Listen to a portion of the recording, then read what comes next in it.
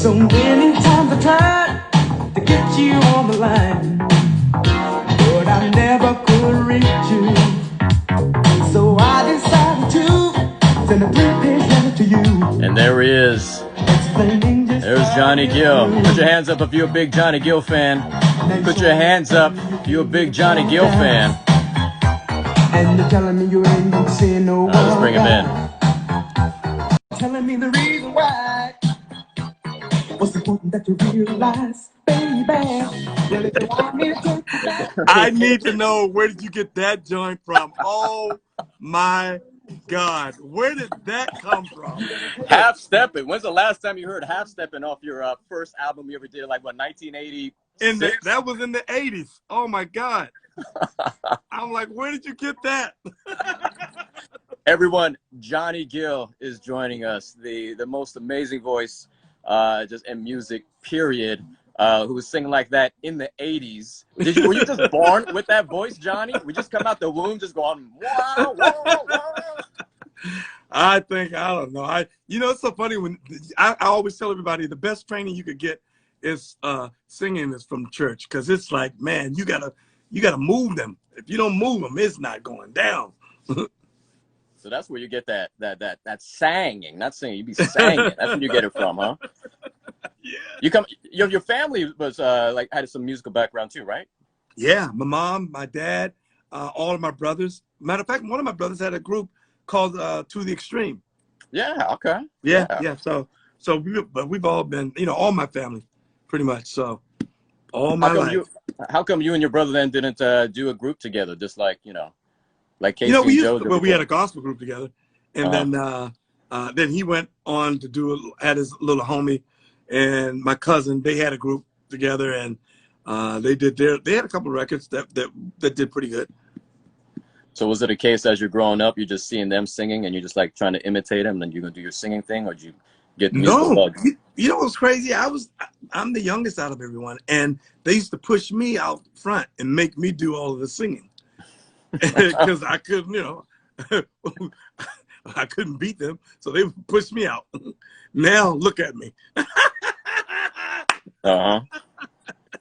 Who you have Did you have the deepest voice out of all of them? No, you know what was crazy? My voice was so high at one point.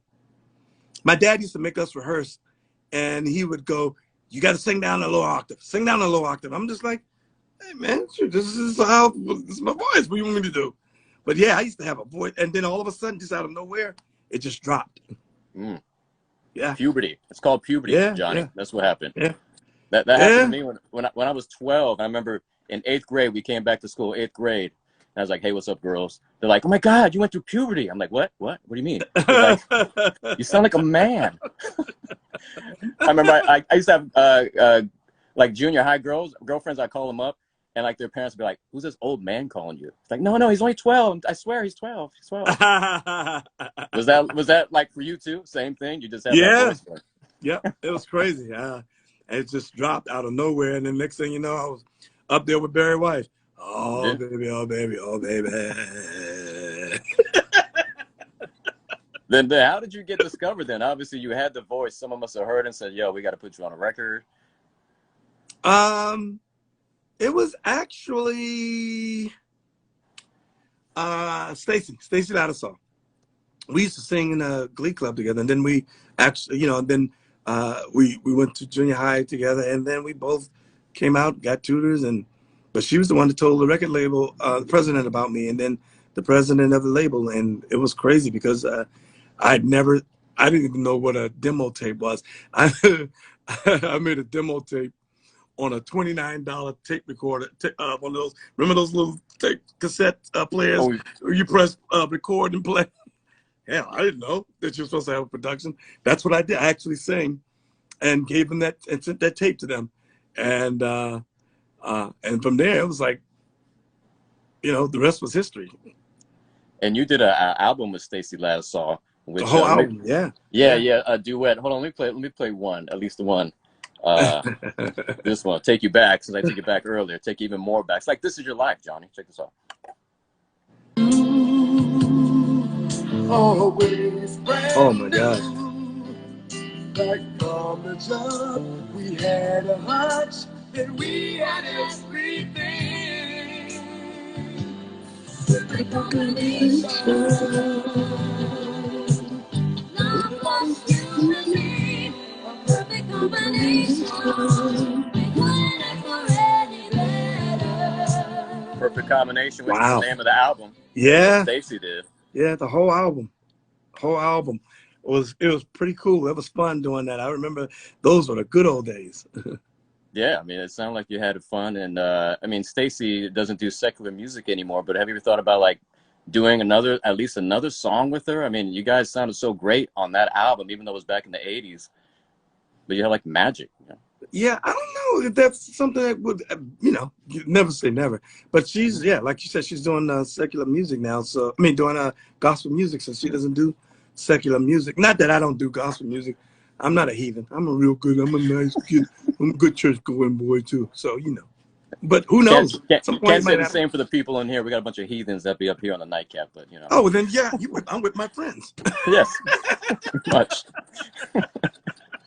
You're with your peoples. I'm with my homies. You're in the right place. That's why we have the fire. It's not really a fireplace. So yeah, man. Thank you so much for having me, man. You know, I've listened to you for years and always supported you. So it's an honor to be here. No, it's great to have you here and to talk about. Obviously, you had the new album that came out in September, and you're doing some stuff with Ralph that I want to talk about. But speaking of Ralph, I mean, obviously you did your solo stuff, you know, in the '80s.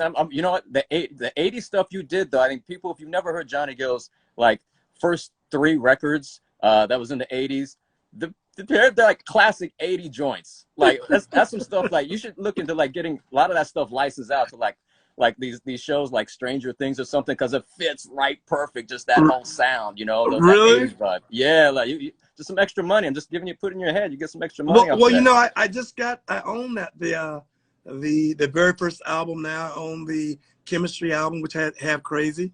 Is that the Chemistry album? Is that the one where it looks like you were going to like prom or something? In your yeah, with the tux. Oh man. what I was that? So mad when we shot the cover, because you know I was a kid and I was like, I don't want to be in no damn suit.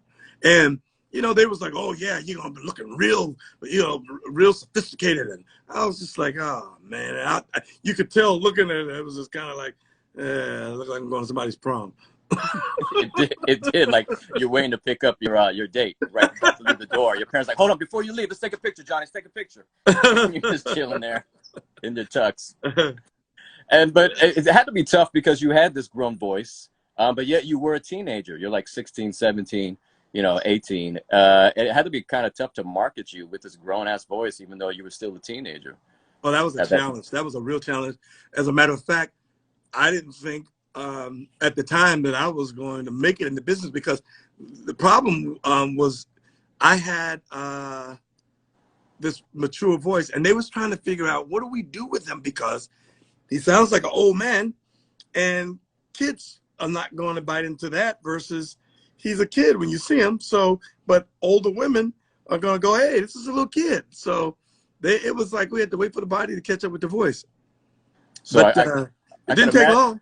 I can imagine those early shows were a bunch of cougars in. Oh man, I had the cougars before the cougars anybody even knew about the cougars. Oh yeah, cougars, they give you worms.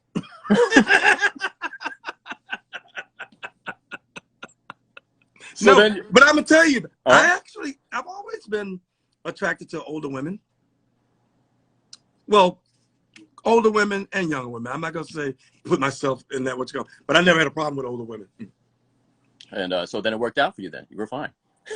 You were fine at those shows at that time. You were like, yeah, me and Mrs. Jones, we got a thing going on. So most people though, Johnny's like, you start out as a solo artist and then joined a group, which is New Edition. You know, usually people are in a group and then go solo, but you kind of did it in reverse. So what was the whole logic behind that? How they convince you, like, hey, join a group, and you're like, I got a solo career. How'd they convince you to join New Edition? Yeah, do you want to get paid? Okay. No, they said, Actually, do you still want to be wearing your tuxedos and album covers? Or I was like, I want to own them. yeah. Mm-hmm. Shoot, that was a rental I had, No. by the way. Oh, But no, it's just fate. I think was when you put it in perspective, it was really honestly about fate and understanding that whatever the plan was, nobody could have predicted this.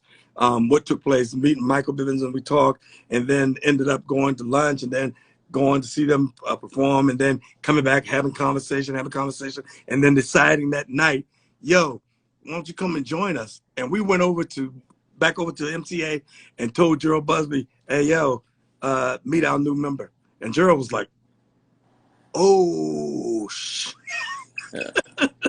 and that was it. Yeah. But fate had that.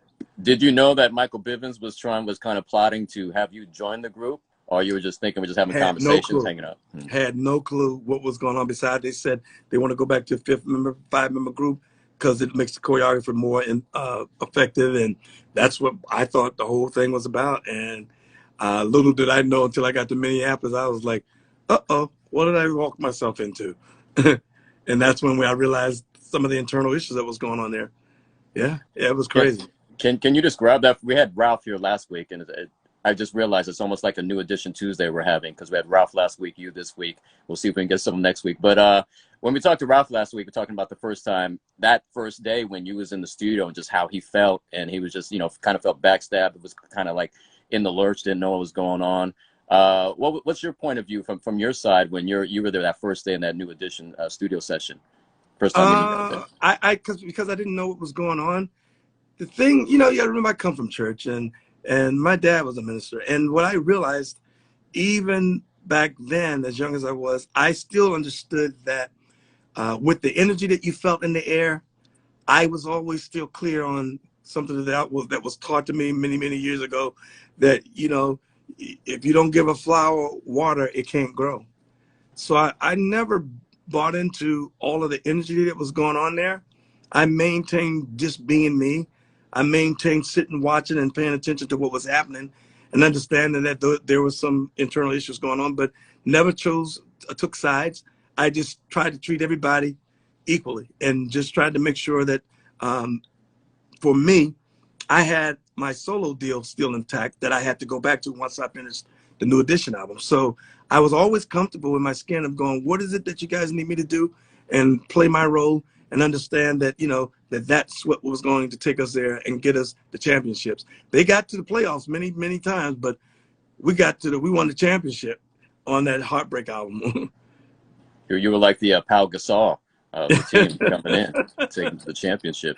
What finally broke the ice for you guys then to kill that tension, and kind of, when did you feel like you were finally, hey, I'm accepted by the guys, we're all good?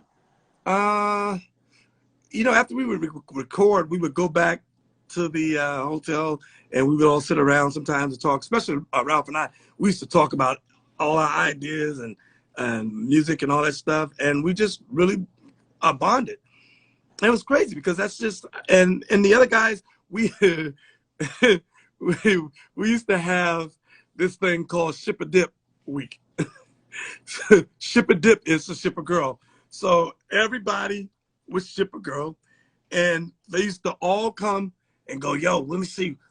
Because they said I was the bougie one. Like, they would always go, oh, let's see who's he got this week? Who's he got this week? And he used to go, Mike used to always go, yeah. Look at those exotics. Look at his. Yo, where you get that one from? Hey, listen, I didn't discriminate. I just like, beautiful women. It didn't matter. So where did you get it from, Johnny? Because this was before social media. There was like mail order. Living in LA, I had a buddy of mine that used to have these pool parties all the time. So, it was like, that's like being on social media.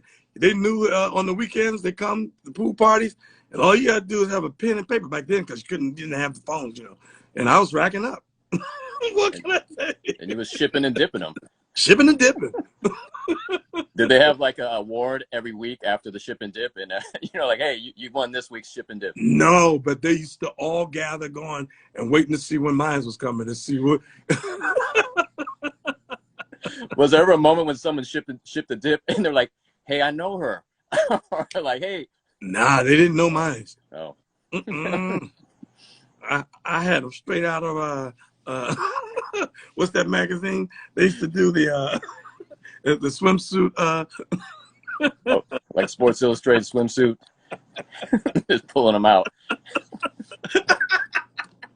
John, you won. You knew. I know you won just by your laugh. Like I was killing them. I was killing them, making them more funny. mad. They used to make it into an event. Like, let's see what he's got this week. But we used to have fun, man. We used to have a blast. Those were really the good old days, way before you started all this social media stuff, cameras where you can't do nothing, can't go nowhere, you can't do nothing. It's like they don't know what fun. These guys today, this generation, they don't know what fun really is, because they missed the era where we was having a blast. Yeah. Well, I could see how that could break the ice and the tension and really make you feel like you're part of the group, especially. And I'm sure they wanted to like hang out with you at those pool parties in LA at that point. Oh yeah, when they would come out to LA, trust me. Yeah, when that pool party. Come on over to the party. What was when you were working on that Heartbreak album? Do you remember the first song you was working on? On the Heartbreak album, the very first song. I want to say That's the Way We Livin'. Ooh, yeah, that was a good one. I think That's the Way We Livin' was the first song we did. And then I think we went into Where It All Started From. Mm-hmm. But yeah. And I just couldn't believe first of all, I was there working with Jimmy and Terry, because, I mean, obviously it was like they were, the king. Mm-hmm. So that was pretty awesome. I think when you did, when you worked on, hold on, let me get it for you. When you really got your shine, and they're like, okay, he's really part of the group, was this song. I mean.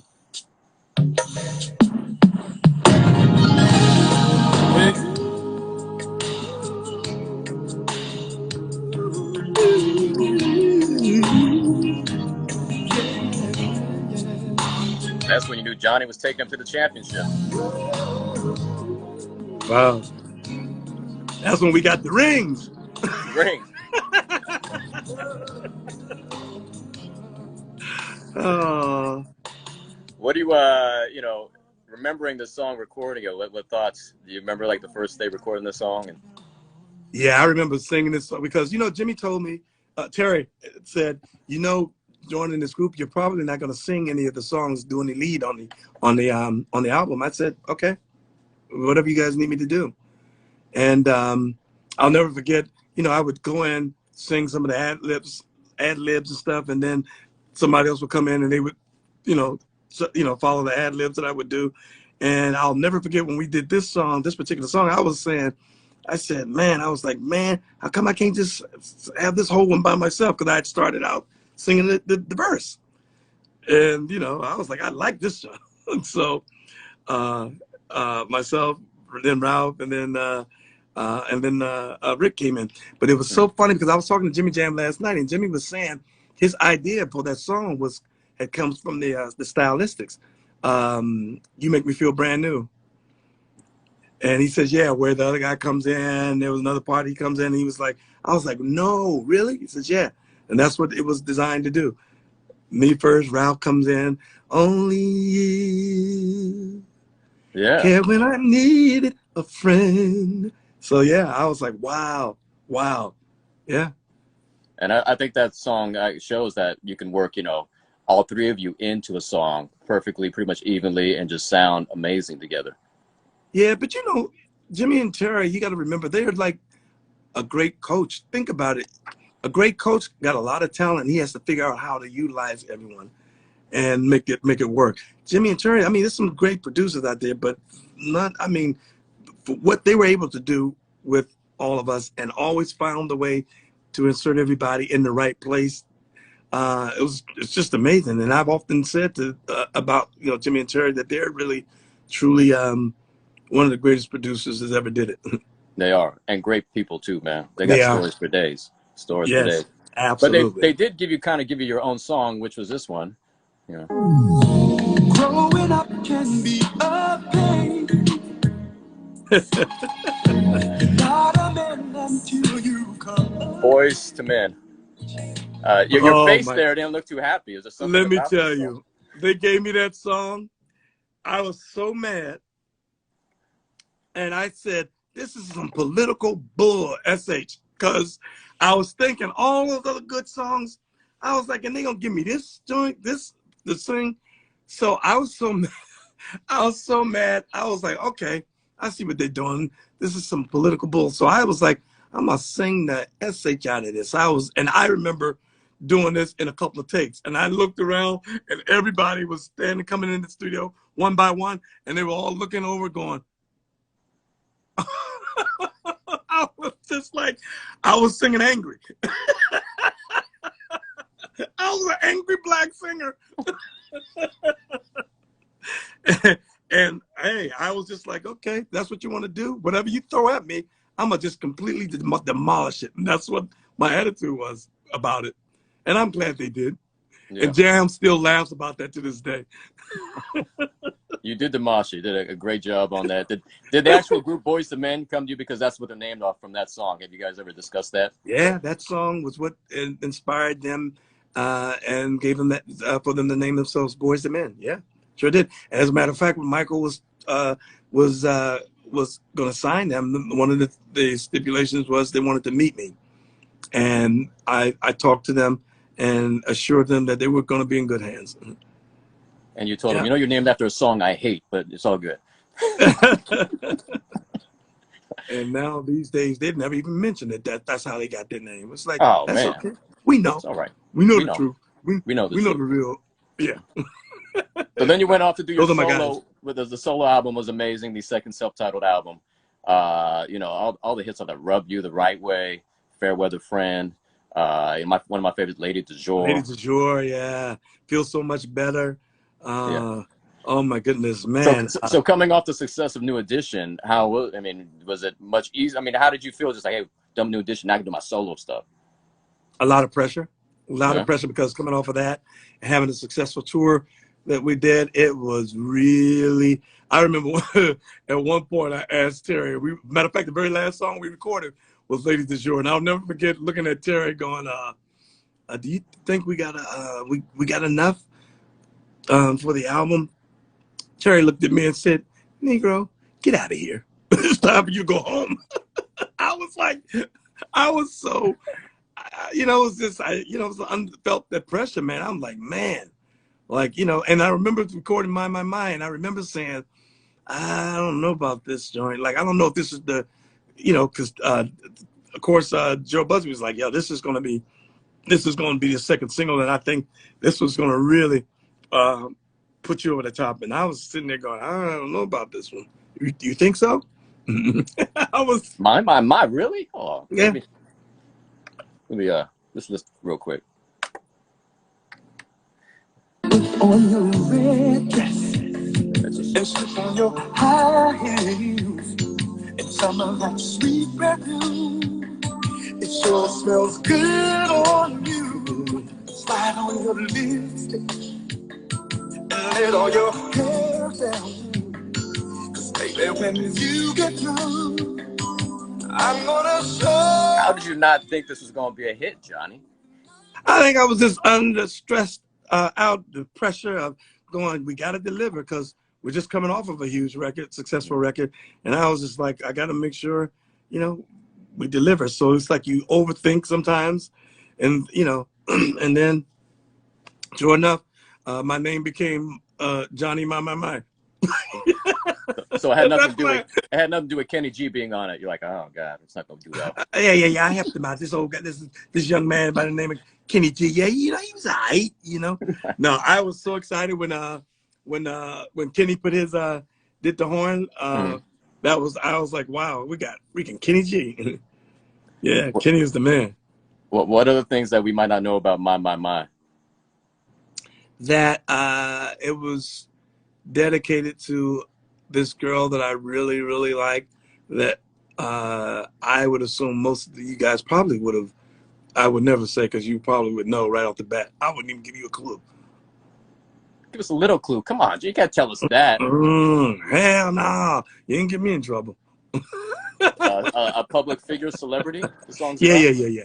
But movies, she was, TV. she did both. Okay. She did both. Uh-huh. Yeah. But at the time, I was in that headspace. Wow. Does Yeah. she know that it was about her? Have you ever told her, whoever it is? I think I did. I think I did mention it.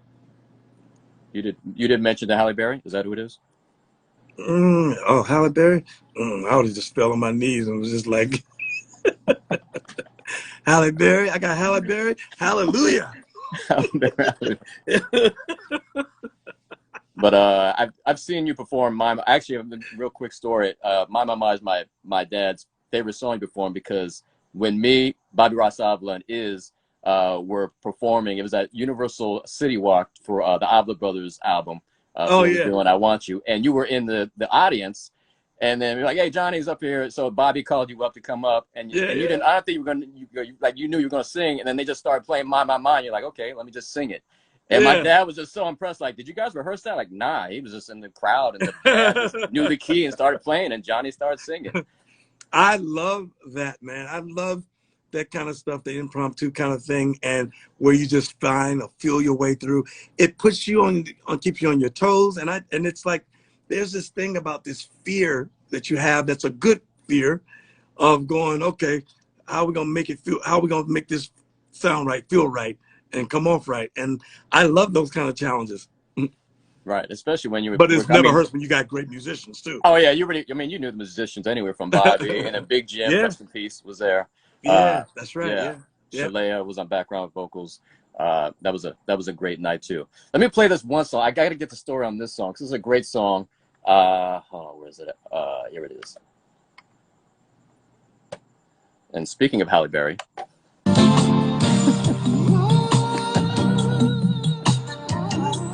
Oh, yeah. Oh, yeah. There you go from the Boomerang soundtrack. There you go. There you go. There you go. What do you remember recording this song? The shortest song I ever recorded in my career. I went in 30 minutes, 40 minutes. It was over. And Kenny was like, that's it. I was like, that's it? It was like, oh, it's done. And this is one of my favorite songs to perform live. Oh, it's one of my favorite songs too, just to hear. Yeah, whether performing live or on the radio or playing it here on the nightcap. It's a great song. A lot of people request it too. Really? Yeah. That's one of my favorite songs to perform live. So, and like I said, it was the shortest song I've ever recorded because Kenny and them used to laugh, and Jimmy and Terry. There was a time that I really used to hate the studio. Like I was like, I could go to sleep 24 hours, wake up, get dressed, go jump in the shower and get dressed and go to the studio. As soon as I get to the studio, I would just get tired out of nowhere. Like I just hated recording. Like I was like, if I could just record everything live, I was like, I'm good. So you prefer the live, just performing live rather than just going to the studio and doing it? I did, but as I got older, I started really enjoying it, sitting down, going through the process, and writing and getting involved and all that stuff. Because I used to just show up and it's like, how does it go? Well, this thing, I'll never forget. Tyler Perry gave me I did the Medea's family reunion, and so I walk in the studio. Tyler goes, "Here you go," and he gives me this lyrics, the lyric sheet, and I go, "Okay, so how's the song go?" He goes, "I don't know." So I just started making it up as I was going, reading the lyrics and just feeling my way through, and that's how we came up with "Me for You." Wow. You for me. Yeah. Right. Yeah. Did you ever put together a live album? I started, and right before I left Motown, I did Marvin Gaye, Let's Get It On. I did More Than You'll Ever Know by Donny Hathaway. It was we were like halfway through and never completed it. Never completed it. Yeah. You should go back and finish that. I don't even know how to find it. And the guy who did, the engineer and the guy who was working on most of that for me, he just passed about 6 months ago. Oh man. Yeah. Danny Lee. Maybe Yeah. you could work on a whole different live album, just like your Yeah, greatest I hits. love doing live stuff. I remember my mind recorded my mind live, live in London, I believe it was. Hmm. That's a great place to go perform too. London, they know their music. They love all the Oh songs. yeah. Yeah. London they are always off the chain. I love Yeah. London. Yeah. So Love it. you went on to join LSG. How to back into another group situation? How did that come about? One of the things that I've often felt like, even when I first started in this business, I was really cognizant about that, of making sure that I didn't get stuck or allowing myself to be able to express myself in different forms and not just being one dimensional. And I'll never forget when Gerald called me and said, Keith wants to do this group thing, man. And I was like, what? Keith? He was like, yeah, man, he wants to do this thing, man. He wants to do this group thing. Oh my God. We got in there recording and record, then got ready to rehearse because we were going out on the road. And we was just like, man, Keith and Gerald, they used to go at, oh man, it was the funniest thing you will ever see in your life. They would just be screaming, yelling, screaming at each other, yelling, screaming. And I go, your turn. You were like the ref with your popcorn, huh? And then 5 minutes later, we're going out drinking and everybody's drinking and it's like it's all done. When did you know it was like magic when you guys were recording? Like, oh yeah, this group's badass. Because it was like the first super group, really, when you think about it. Before people were getting together. We just when we did My Body, we knew something was going on, and then all the other joints too that we did, we was just we knew something. It was like there was some kind of chemistry that was there. Yeah, yep. Like And door number one was a good one. Door Number One. Yeah. And I don't know, man. It's just matter of fact, Keith and I was just talking about trying to put it together. It was originally supposed to be myself, Keith Sweat, Gerald Levert, and R. Kelly. And R. Kelly pulled out at the last before we got ready, before everything came together. So it was just the three of us. What was that going to be? LSGK? Was that? Probably would have been, yeah. Oh, yeah, LSGK or LSKG. Oh, LSKG. That would have been interesting to hear that. Even though I know you worked with R. Kelly on one of your songs and one of your solo. Someone to Love. Yeah. Yeah. I sure did. Never forget going, how does that go? And I was like, where's the sheet? Where's the lyrics? Ain't got none. I was like, well, how are we doing it? So he'll feed me the line. And you just, you sing it and then you go, oh, wow. And then someone said, well, he doesn't really, write. He actually, I was like, wow. I didn't know at that time. Yeah, you were amazed. Like, what? He doesn't write? What? Huh? Yeah. It was almost like the Tyler Perry situation where there's here, just go and sing. Oh yeah, he just stuck the lyrics shit out. I was like, huh? That album though, I think is a slept on album. I think that was a great album. The Let's Get the Mood Right. Let's Get the Mood Right. Oh, in '96. Because you had so many great. You had the R. Kelly there. I mean, of course you had Jimmy Terry, Tony Rich. Jermaine Dupri was on it. And then you even had the I'll Be Sure joint that you had, which is For You Alone. Woo, this one. I would die for you alone. The life don't mean a thing, like a night the day has gone away. You alone, my love to me. Is it the most lonely could be? Man, I mean the vocal production on that. Al B killed that one. Yeah. No, you killed that one with the, Al B doing that. Yeah. Yeah, that was pretty awesome, man. I mean, that was a great album. We were in transition, actually. Gerald had just left, and Andre Harrell had just got to Motown. And of course, it took us a minute to even kind of get acclimated with each other because, we just didn't know each other very well, and I was not that big of a fan because I was having issues with the fact that I turned around and looked around one day and Gerald Buzzy was gone. I was like, yo, what the hell just happened? And it was like, yeah, you know, Gerald's gone. And I was like, no way. Yeah. It's kind of like when Ralph turned around and said, Johnny Gill's here. What is he? A lot of surprises. Life full of surprises. Do you think maybe that's why I was kind of slept on, because of that transition? Oh, absolutely. Absolutely. Yeah. But it's still, I don't know where we ended up. I think it ended up hitting the platinum, but close to platinum. So it was like, you know, but that was a great album. It was a great album. Yeah. Great album. And now, you know, you're doing your own thing. You got your own record label, J Skills, right? J Skills. Where did that name come from, for the label? Because they always call me Skills. The guys, and because I play guitar, drums, keyboards, whatever. Hold on. You play instruments? Oh yeah. How come you've never produced, or I mean, at least produced most of your stuff? I've written and produced a few songs. Matter of fact, the song on the Let's Get the Mood Right album, "Girl Is Your Body," I wrote and produced that. The Thank You, the song off of the New Edition Home Again album, and then just co-wrote with people. But yeah, I never thought it was that big of a deal.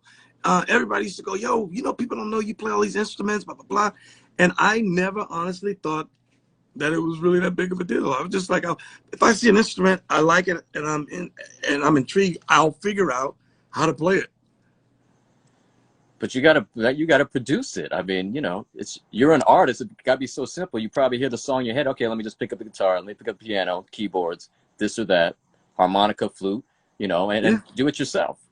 Yeah, I do. I don't know. I don't know what it was. Let me see here. I have this was my first instrument. Oh, when I was just a little kid.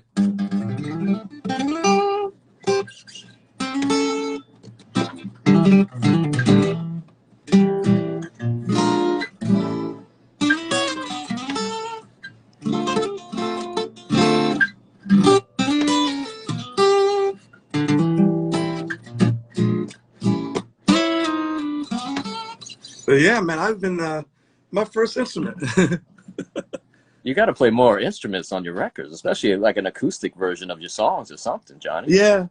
And I said I was, you know, every now and then I would, in concert, would just grab the guitar or something and sit down and start playing, mess around. So, but, you know, I'm definitely going to do that with the keys and the drums and that kind of stuff. Just kind of at one point, you know, adding that show and just do a full run of all the stuff.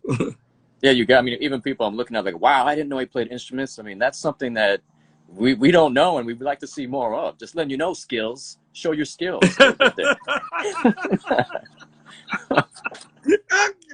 And that's why, so they gave me the nickname Skills. That's why I was just like, okay, and I named the album, the label J Skills, because they gave it to me. So yeah, I thought Skills was because of your ship and dip skills. I didn't know it was because of your musical skills. Oh, it was all inclusive. That came in. That was included too. That's awesome. Under that too. Hey. So why did you start your own labels? You know, later in your career, where you know Michael Bivins already had Biv 10. That didn't inspire you then, like, oh, Biv got his label. Let me just go ahead and do my label. But you didn't do that. Why not? No, for many years, I never thought. I didn't record for about 16 years before I started recording the Still Winning album, which was the song "In the Mood," was the first single. I did that because for many years they was like, oh, ain't nobody really checking for you guys now. You're old school and blah blah blah. So all I did was tour off of, you know, my catalog. And when I talked to this young lady, Ira Dewitt, she told me she was interested in me coming over there to her label and wanted me to record. And I was like, really? So I recorded. And once I started recording, I got the bug. And then In the Mood went and did so well. That song went for almost over a year. We had to call and ask if they would fall back a little bit so we could get ready for the next single. That's how well that single did. And then from that point on, I was just like, you know what? I got the bug and wanted to continue to keep recording, to start back recording again. And so I just created my own label called J Skills Records, because that was only one. It was just for that one album, and with Iris. So I created my own label, and the first Game Changer album That album went for 4 years. 4. And Game Changer 2, we're just getting cranked up. I'm getting ready to release my 3rd single from that album, and that came early this year. So last year, actually. Yeah, September So, of last year. Yeah. So I'm just, I've never seen anyone complain about hearing great quality music. And Game Changer 2, from the beginning all the way to the end. And I've tried to do that with most of my albums, try to make sure that people that pay the hard-earned dollars, that when you hit that first button, that first song, you can let it play all the way out. You don't have to hit and skip anything. And that's what I did on Game Changer 1. Game Changer 2 is the same. It's just from every song, every single song. One of my favorites off Game Changer 2. Let me play this. The soul of a woman. The soul of a woman. That's not you playing guitar on this, is it? No, Oh, no, no, no, no. It's such a strong connection. Unlike anything I ever seen. Wow. Feels like the right direction. 'Cause you're next to me, you're next to me. The warmth of your affection. The Soul of a Woman. Game Yeah. Changer 2. Man. Mama picked that one. Oh, My okay. mom, she heard that one and said, "Oh yeah, I like that there." I said, "You like that song?" And that's all she kept saying. John R, play that song. What's that old song called? Ain't nothing like the. I was like, "Soul of a Woman, Mom." But that was her song. She goes, "Yeah, that's gonna be a hit there." And I said, "You think so?" And sure enough, man, that first single straight to #1. And then you signed her to be A&R for your label? I told him, "Mom, you got your job."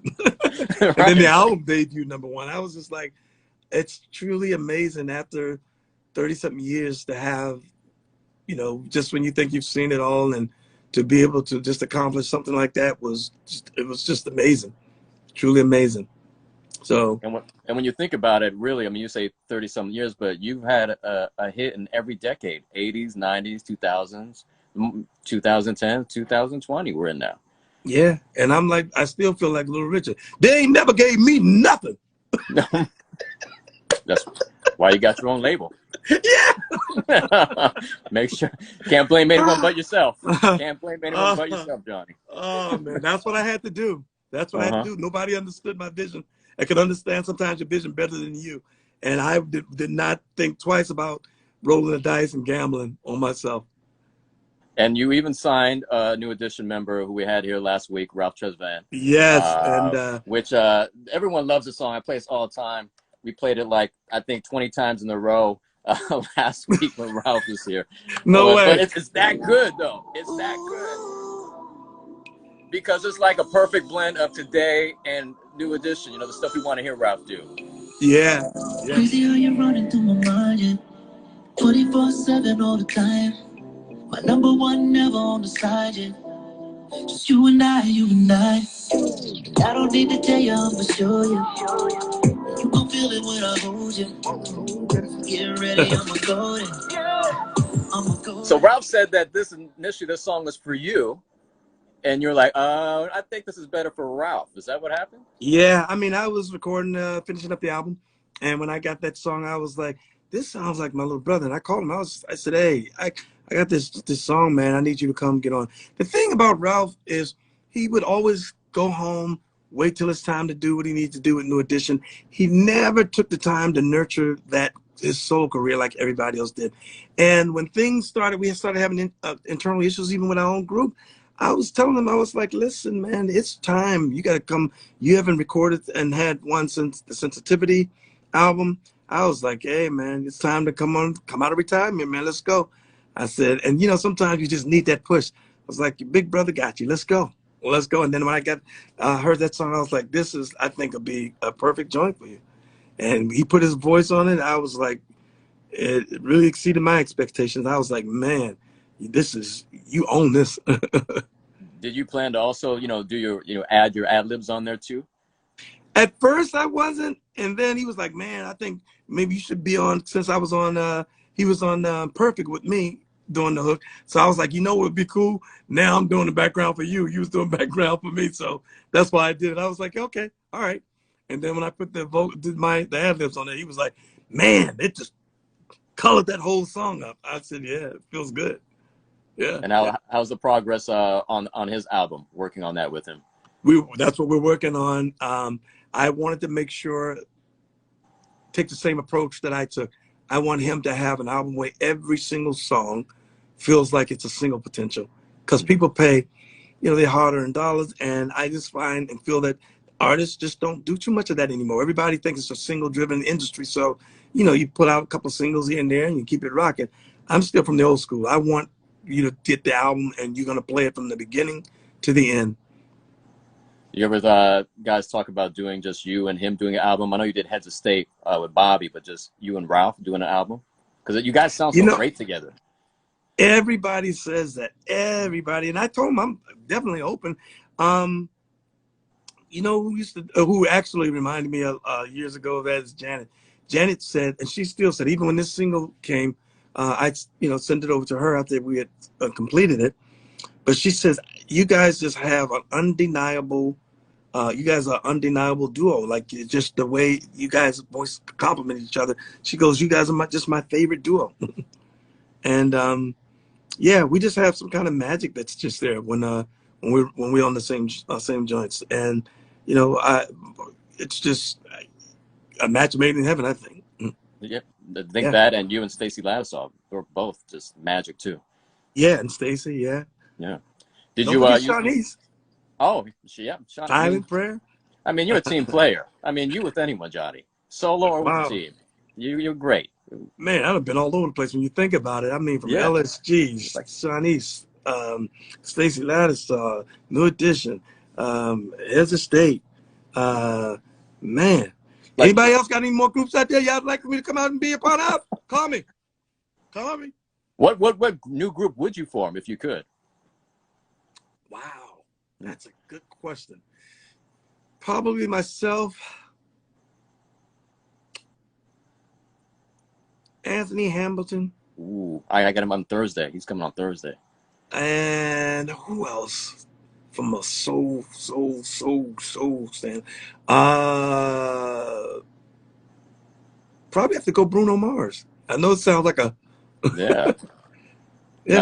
Not Brian McKnight. No, I'm saying it for a reason. You have to answer. No. We won't talk about that story. You heard about that one? I've heard about that story. If you want to tell it real quick, you're more than welcome to tell that story. I ain't messing with that guy. Hey, listen, man. In our game, in this business, we all have been in this business for a long time, and you got people that you enjoy working with, people that you don't have challenges with, that you work with or don't work with. It's everybody. But the reality is just there's always a level of respect that's given to everybody, just as a man, as a human being. But we all just, listen, I hear artists all the time, talking about people they enjoy working with, people they don't want to work with. And I have some of mine as well, that people that you enjoy being around and working with. And some people you just go, I'm a pass. People are like, tell the story. I'll pass. Yeah, we'll pass. Read it somewhere. Find it somewhere. It's deep down. Deep down, you can find that story. Go down the rabbit hole somewhere. Speaking of, beefs or whatever, or just disagreements, New Edition, what's going on? What's the status on that? Even before that, how do you own the name of New Edition? We were all having, as always, usual, our internal issues and going on and stuff. Ralph and I, because me and Ralph, we always talking and hang. And I remember I was just getting everything locked down with the Heads of State thing, and then the lawyer told me, he was like, "Hey, the New Edition name is out there, and you guys should snatch that right now before somebody else gets it." And I said, "Okay, well, let's just put myself and Ralph's on there." And I said, and I'll pay for it, and I'll just get it. And I said, what we'll do is, I told Ralph, I said, what we'll do is, let's get everybody in here and get everybody to sign an agreement amongst us as a group. to say that no one individual, that it means all of us, so that you'll never have 3 or 4 or 5 different versions of New Edition, like you've seen the Temptations and some of the others. So that's what the whole thing was about. And it turned into a complete fiasco because of the fact that I wanted to make sure that we upheld the integrity of that group, that it should never, ever come beyond all of us collectively, not one individual, but everybody collectively, always making the decision that we're always moving together. And we're always, when you see New Edition, you're not going to have to see 3 or 4 different other guys as a part of New Edition, that it will always be what these people, what our fans grew up on and what the fans have been used to seeing until our last days. I thought that was important, and to uphold that. And it turned into all this other madness. But and the crazy thing about it all was we got the name, and New Edition never ever owned their own name. Never owned it. And I was thinking, how about thank you? We know where the name is, and it's for everybody. We were just trying to make sure everybody was in agreement to do that, and make sure that they're all, everybody as a part of the group would be willing to do that, to make sure that we're never going to allow our fans to have to be disappointed when they come to see New Edition. Okay, so that makes sense then. It wasn't like, you know, I'm going to take the name and use it when I want to, but you're making sure that no one uses it. No. Unless It was whole... never. That was the all of the, of course, you know, you start getting the chatter with people talking, and you got all these different, you got Team Johnny, Team Ralph, Team Bobby, Team Mike, Team Ronnie, Team Ricky, and everybody's chiming in. But I've always said that this is important for people to recognize. When you don't know, the one thing you have to do when you go to court, and we have a judicial system, is that you have to listen and hear out and know and have all the facts before you can make a decision. A lot of times we're reckless. We don't care whether we have the facts or not. We just choose to go, I like him better. That's the one. That's my guy. I'm going with him, whatever he says. And I even told my own fans, I'll say to anyone, unless you know all the sides of the story, all we need you guys to do is to pray for us that we'll get through the process and get this done and get it taken care of, so that our kids, the next generation, they'll be taken care of. And that when you come out, while we're all here, you will always see New Edition. Not no subs. You'll see New Edition. We got about 3 minutes left. What's the state of New Edition then? You guys getting back together? Going to put something out on J Skill's record, or? I don't know if it'll go out on J Skill's record, but we absolutely, God's willing, going to do something. I mean, we all talk. We talk regularly. While everybody else is looking at us thinking we're battling, I talk to Michael Bivens, I talk to Ricky, I talk to Ronnie. We have normal, regular conversations. Brooke, we all talk. So it's so funny when we watch the dynamics of all this stuff, and then you got to go, y'all have no clue, huh? Y'all really don't know. This is a family issue that you should probably let stay amongst the family. Right. What they think of your songs, your album, and the new Ralph? Did they give you some feedback on that? They love it. They love it. They were the first to post, most of the to do the post when Ralph's single dropped, but they loved it. I mean, Brooke told me how proud he was, and Michael, obviously, me and him talking, I'll go, I'll run something past him and go, yo, listen to this, tell me what you think. Like, you know, we just got those kind of dynamics. That's just us. And a part of what we call our brotherhood. Well, we all love it. Your album, your music throughout the many decades, even the 80s stuff, Johnny, and the new stuff too, and what you're doing. Oh, you were stretching today. I'm like, where did you get that? Team Johnny is definitely in the house. They definitely got your back, showing you love.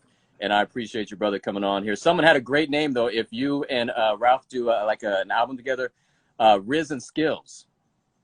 I'd say 2 Edition. Oh, 2 Edition. I do like 2 Edition. 2 Edition is pretty good. Everyone who's up in here, put your glass up as we do at the end of the night. We give a toast. We say a Theo to our guests. So Theo to you. Johnny, thank you so much, brother, for joining us tonight. Thanks for having me, man. Thank you so much. And I love you guys, and thanks for the support. And hey, man, I'm just going to keep staying focused and keep putting out great music and hoping that we can continue to heal the world. Do that and continue shipping and dipping. Appreciate that. Yes, sir. All right, Johnny, have a good one. Thank you. Okay. All right. That's Johnny Gill. Join us on the Nightcap. All right, I'm going to reset when we come back. If you're a big Johnny Gill fan, I'm going to do a special Johnny Gill mix. All right, a Johnny Gill mix next hour here on the Nightcap. So come on back. I'm going to post this up. So give me about a minute and a minute. I have to post this up. Gonna come on back, do a special Johnny Gill mix, whole hour, next hour, Johnny Gill after this.